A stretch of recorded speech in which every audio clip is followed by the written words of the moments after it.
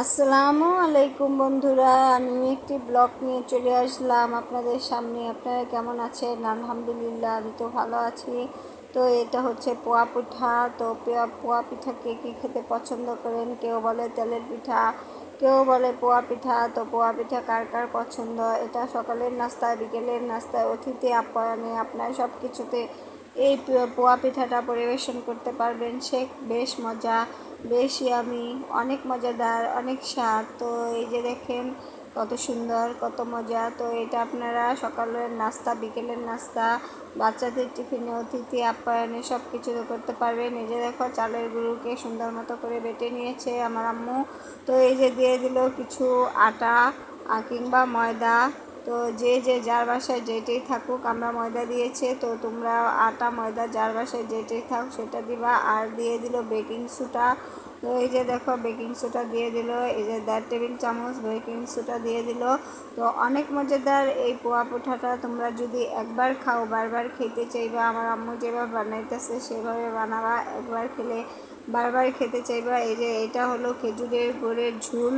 তো এই যে খেজুরের গুড়ের ঝুলটাও দিয়ে দিচ্ছে। এই যে দেখো আমরা খেজুরের গুড়ের ঝুল কিনে এনেছি, এটাও দিয়ে দিচ্ছি। তো এই যে দেখো খেজুরের গুড়ের ঝুলের মধ্যে আবার যদি কোনো ময়লা থাকে, এর জন্য আমার আম্মু একদম ছেঁকে দিয়ে দিতেছে।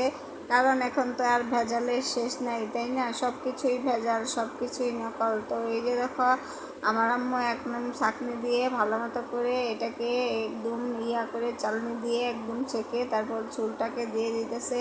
তো তোমরা এরকম চালনি দিয়ে ছেঁকে ঝুলটা দিয়ে দিবা, কারণ ঝুলের মধ্যে যদি কোনো ময়লা থাকে তাহলে সেটা চালনির মধ্যে থেকে যাবে আর ঝুলগুলি পড়ে যাবে। তো এইভাবে সুন্দর মতো করে এটা খেজুরের গুড়ের ঝুল। তোমরা চাইলে আখি গুড়ের ঝুল কিংবা চিনি দিয়েও বানাইতে পারো, যে যেটা বানাইতে চাও সেটা দিয়ে বানাইতে পারো। তো আমার আম্মু এই যে খেজুরের গুড়ের ঝুল দিয়ে বানাইছে। তো এই যে দেখো সুন্দর মতো করে মাখিয়ে নিচ্ছে। তোমরা এরকম সুন্দর মতো করে একদম ঝুলগুলো দিয়ে যে পর্যন্ত যে যেরকম মিষ্টি খাও সেই অনুযায়ী মিষ্টি দিবা। আমরা তো পিঠার মধ্যে প্রচুর মিষ্টি খাই, অনেকে আছে আবার মিষ্টি খাইতে চায় না, কম কম মিষ্টি খায়। তো এই যে দেখো দিয়ে দিচ্ছে স্বাদ মতো লবণ, পরিমাণ মতো লবণ দিয়ে এখন এইগুলার বেটারটাকে ভালো মতো করে একদম মিক্স করে নিবে, একদম ভালো মতো একটা বেটার বানিয়ে নিবে। এই যে দেখো সুন্দর মতো করে একদম মিক্স করে নিচ্ছে হাত দিয়ে। তোমরা চাইলে চামচ দিয়েও এটাকে নাড়তে পারো। আমার আম্মা আবার চামচ দিয়ে নাড়ে না, হ্যাঁ হাত দিয়ে নাড়তেই তার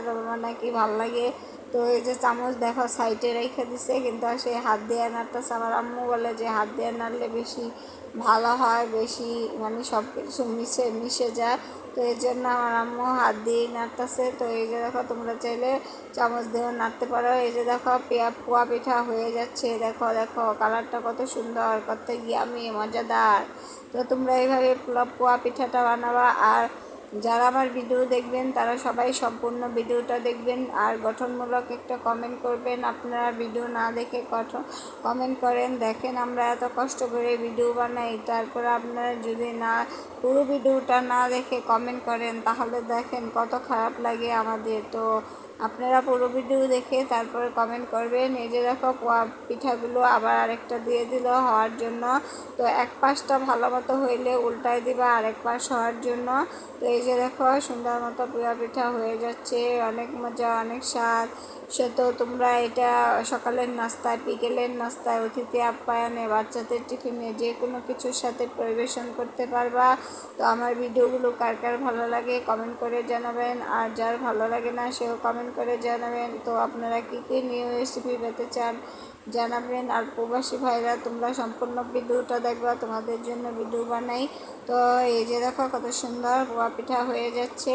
তো সবাই ভালো থাকবেন, সুস্থ থাকবেন, সুন্দর থাকবেন। আর যে নাকি সম্পূর্ণ ভিডিওটা দেখেছেন তাকে অনেক ধন্যবাদ। টাটা, বাই বাই, আসসালামু আলাইকুম।